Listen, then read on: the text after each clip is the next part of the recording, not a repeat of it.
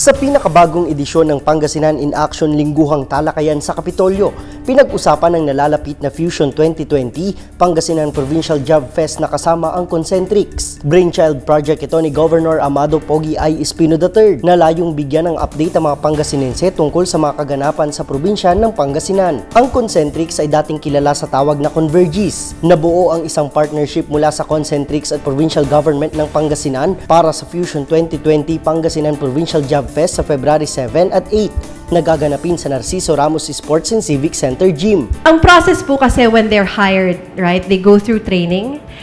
If they meet the qualifications or the toll gates at the end of training, then they get passed to the floor. Hindi na sila mag-calls. After 6 months, they get regularized.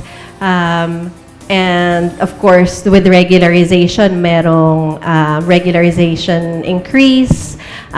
The benefits also improve after 6 months. The stability, sir, is from two part. No, unang-una, is the company stable? That's, I think, one of the biggest questions.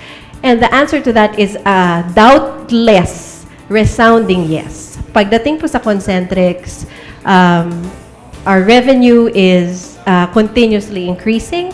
Our clients are, napakadami po naming bagong clients just in last year, 20 new programs. Ang kagandahan dito is napakaraming kailangan nila at mababa lang ang qualifications na hinahanap. As simple as being a high school graduate, dahil may mga accounts silang okay na yung high school graduate provided na at least 18 years old at saka good communication skills. Hindi naman naghahanap ng excellent communication skills dahil magpro-provide sila ng free training na ang dinig ko ay may allowance pa, no? So napakagandang opportunity ito sa atin na iba't iba ang mga kursong natapos o kinuha sa college at hindi pumipili kung anong kurso ang natapos.